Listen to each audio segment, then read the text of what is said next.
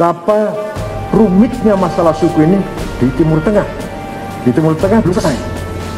Afghanistan hanya 7 suku, 100% Muslim. Irak masih masalah suku, masih dominan. Begitu pula Suriah. Jadi seorang tokoh politik, dia berhasil menjadi pemimpin, harus didukung oleh suku. Gak cuma hanya partai.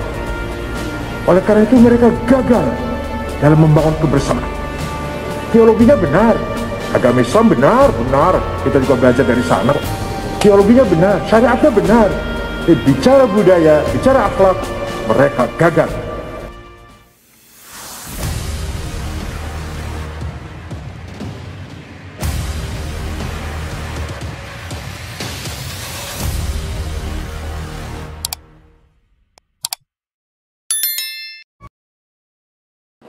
Warahmatullahi wabarakatuh. Bismillah, alhamdulillah, wassalatu wassalamu ala sayyidina Muhammad Rasulullah wa ala alihi wa sahbihi wa man tabi'a sunnatahu wa jama'atah min yaumina hadha ila yaumin nahdah. Yang saya hormati Bapak Menteri BUMN Republik Indonesia Gus Erick Thohir. Biar awet muda, Pak. Dipanggil Gus biar awet muda, dan kalau nakal-nakal dikit pantas Gus tuh. Kalau kiai nggak pantas.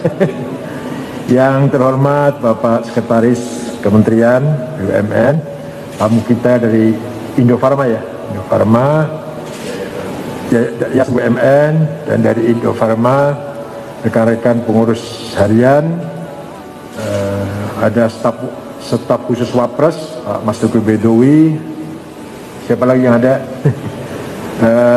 Dari P2N ada, dari P2N, ya, Bapak Ibu sekalian. COVID-19 sudah merupakan desain azali dari Allah.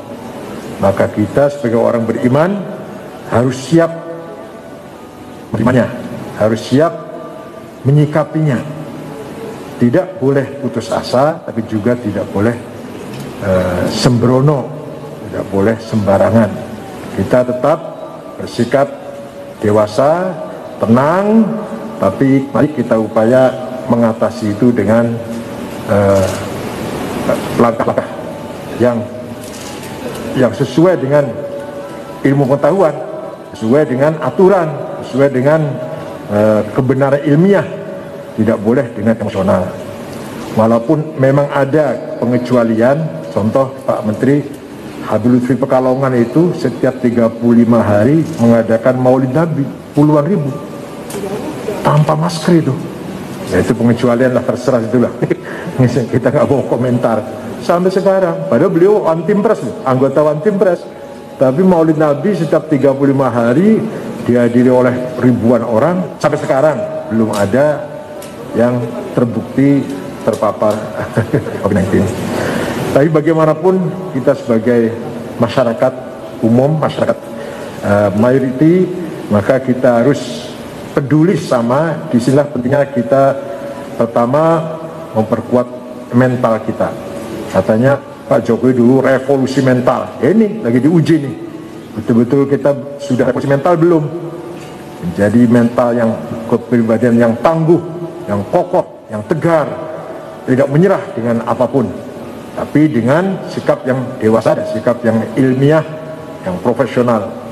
Begitu pula saya tertarik dengan jargonnya Pak Menteri kita ini, baru kali ini ada Menteri BUMN bicara akhlak. BUMN yang berakhlak. Akhlak itu ya kita semua tahu lah, Rasulullah bersabda, sekali-kali saya diutus di muka bumi kecuali untuk membangun akhlak. Kalau dirinci itu banyak. Bakti orang tua, silaturahim, tengok orang sakit, tengok orang kematian, menolong orang lagi kesusahan, semua itu akhlak.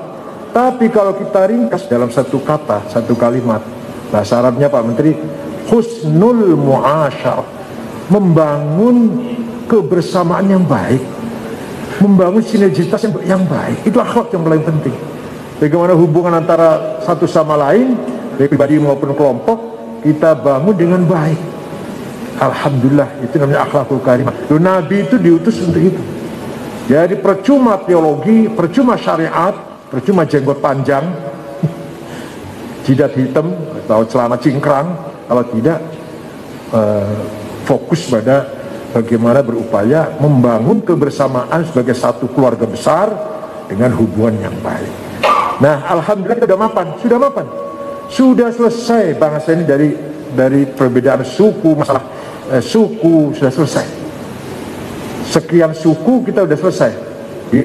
Sebagai keluarga besar, satu bangsa, di kantor-kantor, di partai politik, di ormas, di apa, di PBNU saja, segala suku ada di PB ini. Madura ada, Sunda, Sumatera, semua ada di sini, Bugis ada, Banjarmasin ada, no problem.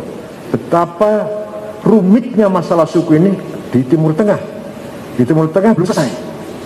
Afghanistan hanya 7 suku, 100% Muslim. Irak masih masalah suku, masih dominan. Begitu pula Suriah.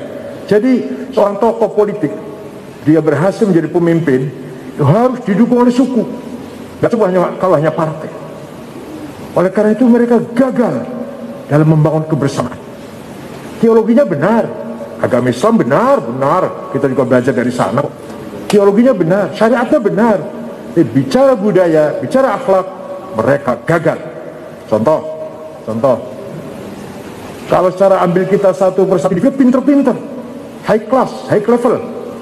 Apalagi di Lebanon, waduh, semua pokoknya internasional lah.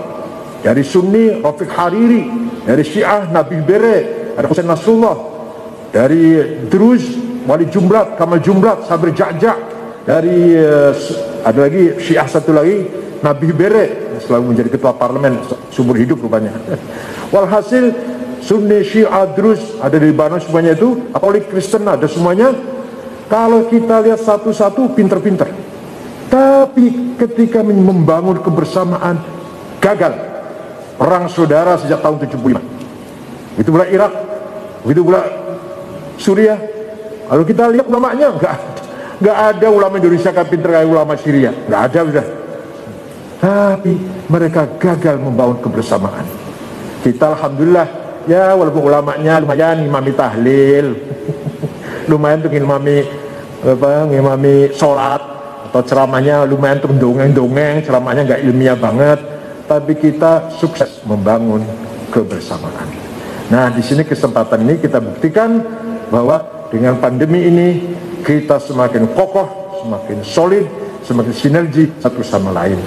Maka Indonesia menyongsong 100 tahun ini 2045 ya, kita tunjukkan menuju masa keemasan dengan memperkuat eksistensi NKRI ini. Jangan sampai mudah terprovokasi oleh pihak tertentu. Very small group sebenarnya sih, hanya lantang suaranya, yang jelas akan mencoba mengadu domba, mungkin perbedaan agama lah, apalah, perbedaan mazhab. Jangan terprovokasi oleh itu semua, itu gombal semua itu. Mari kita perkuat ukhuwah watoniyah dan kita tunjukkan dengan bersama kita menangani COVID-19 ini. Lintas budaya, lintas agama, lintas suku. Alhamdulillah kita sudah selesai masalah itu. Di NU sudah selesai Pak. Bahkan di NU agama sudah ada masalah, beda agama. Entah kalau di kelompok lain. Kalau di NU sudah perbedaan suku, perbedaan agama, selesai. Kita sudah betul-betul punya semangat ukhuwah watoniyah. Maka kesejahteraan rakyat, ekonomi rakyat, budaya itu tidak akan terwujud tanpa ditopang dengan stabilitas politik. Nah, kalau politik yang gonjang-ganjing terus, kapan mau sejahtera, kapan mau maju, kapan mau membangun dengan sangat sempurna? Tidak mungkin. Nah, ini ada kelompok yang sengaja tidak senang kemapanan. Bagi mereka nggak menarik kalau makan tuh. Kalau gitu-gitu aja nggak menarik.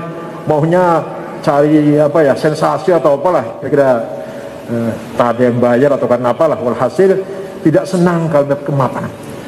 NU tidak seperti itu. NU tidak seperti itu. Itu satu. Kedua, Pak, ada orang yang belum tahu. Kalau Pak Erick sudah tahu. Ada menteri belum tahu, Pak. Di NU ini sudah banyak orang pinter. Betul, langsung dengan saya, dia kaget. NU itu Pak punya 740 doktor bukan agama, bukan jurusan agama, 740. Diketuai Pak Ali Mashkur ketuanya, ISNU Ikatan Serta NU. Gampang contohnya, Pak Nuh, Pak Nasir, mantan menteri itu bukan agama, jurusannya bukan. Rektor Brawijaya, Rektor Unair, Rektor UNES, Rektor Tirtayasa, Rektor ini UNJ ini, Rektor Lampung, NU semua itu, bahkan pengurus NU. Artinya doktor bukan jurusan agama. Ada yang masih menganggap NU itu ya agama, tahlilan, istighosah, itu ya, itu pasti itu. Tapi yang sudah siap untuk menerima amanah, menerima tugas dalam membangun bangsa ini banyak sudah siap, insya Allah. Para dosen, para teknokrat sudah cukup lumayan, walaupun masih belum seperti yang kita inginkan. Terima kasih. Ini mobil ambulan PCA ini. Terima kasih, jazakallah khair jaza. Ini baru satu dulu, nanti ada lagi ronde kedua tiga. Betul, kok tahu? Benar, karena kita udah berapa Pak Sariza? 200.000 lebih loh, 200.000 ya, lebih ya, 200.000 titik yang Satgas COVID-19 satu-satunya ormas. Silakan cek, bukan saya ngomong kosong. Satu ormas yang peduli dengan COVID-19 yang maksimal 200.000 lebih 220 berapa ribu titik Satgas. Itu ada Pak Ali Yusuf, ada Dr. Maki yang selalu turun ke bawah, bahkan ada korban ya, bukan tidak sampai meninggal sih, ada yang positif reaktif karena terlalu rajin. Hasil bisa kita syukuri, bisa kita banggakan, dan layak kalau mendapatkan mobil PCR, sangat layak sekali. Nah, ini satu dulu, nanti ada lagi insya Allah. Mudah-mudahan Pak Menteri kita yang baru saja keliling dari Inggris juga ya Pak, UK kemana-mana demi vaksin, demi segera munculkan vaksin ini. Ya Allah, mudah-mudahan diberi kekuatan oleh Allah Pak Erick ini. Sebab kalau nyuntik orang Indonesia, satu orang dua ya Pak, dua, berarti 400 juta, 500 juta malah. Itu kalau satu hari 1 juta orang yang disuntik, butuh waktu 1,5 tahun. Nyuntik itu 1,5 tahun. Itu kalau 1 juta sehari, yang mudah-mudahan bisa lebih malah. Nah, kalau kurang dari 1 juta, berapa tahun itu selesainya? Kalau 1 juta sehari orang disuntik, berarti membutuhkan 1,5 tahun baru selesai. Kita ini disuntik semuanya, diinjeksi semua. Mudah-mudahan ke depan lebih baik. Allah mengangkat segala taun, wabak, penyakit yang sangat mengancam ini. Mudah-mudahan rahmatullahi wasi'ah, rahmatullahi sangat luas. Jadi uji seperti ini kita harus sabar dan harus bisa menghadapi kenyataan. Terima kasih tadi, terima kasih kedatangannya. 2 kali sudah ke kantor PBNU ini. Syukron wa dumtum fil khair wa barakatuh najah, dan sekali ke pesantren At-Taqafah. Bila perlu kita kasih kartanu ya, bila perlu ya. Ada gunanya enggak kira-kira? Syukron wa dumtum fil khair wa barakatuh najah. Wallahualam. Assalamualaikum warahmatullahi wabarakatuh.